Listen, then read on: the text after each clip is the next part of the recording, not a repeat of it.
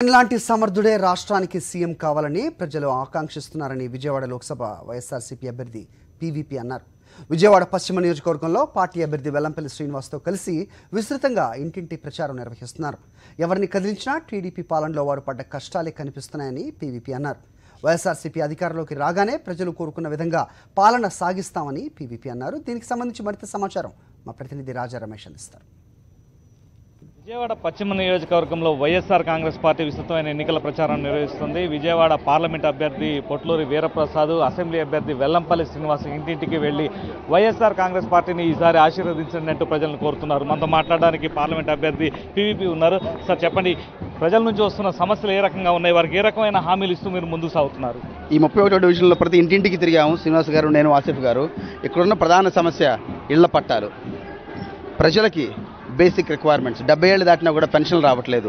ఇవన్నీ రాజన్న రాజ్యంలో ప్రతి ఇంటికి వచ్చినాయి.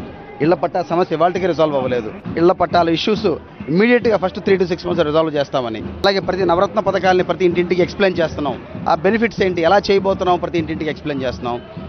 వాళ్ళు చూపిస్తున్న ఆదరణ, they are looking for a change. రాబోయే రోజుల్లో ఏ రకంగా విజయవాడను అభివృద్ధి చేస్తానని చెప్పదలుచుకున్నారు? అందరికీ ఒక క్యాంపెయిన్ స్టార్ట్ చేయబోతున్నాం అండి. Let us make Vijayawada great ASAP. Academic infrastructure, social infrastructure, physical infrastructure ప్రతి కామన్ మ్యాన్కి ఏ అవసరం. పెద్ద పెద్ద కళ్ళు చూపించిన అవసరం లేదు. ఉన్న ప్రాజెక్టులు కంప్లీట్ చేద్దాం, ఉన్న బ్రిడ్జిలు కంప్లీట్ చేద్దాం, కాలేజీ నుంచి వస్తున్న విద్యార్థులకి ఉద్యోగాలు ఇప్పిద్దాం, యూత్ అందరికీ ఒక ఫన్గా ఉండే ఎన్వైర్న్మెంట్ క్రియేట్ చేద్దాం. ఇదే మా ఫోకస్. రాష్ట్ర ప్రభుత్వం చేయబోయే ప్రాజెక్ట్స్ 70% లోకల్ వారికి అవకాశాలు కలిగించాలి. లోకల్ కాంట్రాక్టర్లు, లోకల్ కంపెనీస్కి అవకాశాలు కలిగించాలి. లోకల్ యూత్ని ఇన్వాల్వ్ చేయాలి.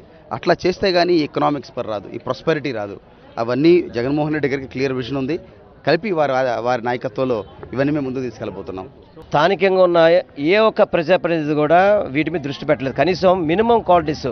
ఎందుకంటే 450 కోట్లు సెంట్రల్ గవర్నమెంట్ డ్రైనేజీకి, డ్రింకింగ్ వాటర్కి ఇస్తే దాన్ని యూటిలైజ్ చేయలేని అసమర్థులు ఈ కార్పొరేషన్ కానీ, ఈ ప్రభుత్వం కానీ. ఇందాక ఒక అంధుడి దగ్గరికి వెళ్ళాం, కళ్ళు లేవు, పెన్షన్ రావట్లా. వాళ్ళ భార్యకి 70 ఏళ్ళు, పెన్షన్ రావట్లా. ఇవన్నీ చూస్తుంటే చంద్రబాబు నాయుడు గారి పరిపాలన ఏముందో ఒక్కసారి పశ్చిమ నియోజకవర్గంలో ఈ 31 డివిజన్లు చూస్తే అది అర్థమైపోద్ది.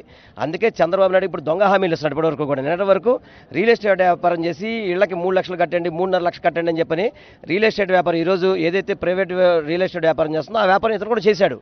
ఈరోజు జగన్మోహన్ రెడ్డి గారు ఆల్రెడీ ఇంతకుముందు నుంచి నవరత్నాలు చెప్పారు, ఉచితంగా ఇస్తారని. నేను కూడా ఉచితంగా ఇస్తాను. పెన్షన్ ఇంతకుముందు 1000 ఇచ్చేవాడు. జగన్ 2000 చెప్పంగా 2000, జగన్ 3000 చెప్పంగా 3000. అంటే జగన్మోహన్ రెడ్డి గారు ఏమి చెబితే అది ఇవాళ చంద్రబాబు నాయుడు గారి నోట వచ్చేస్తుంది. అంటే అంత భయపడిపోతున్నాడు.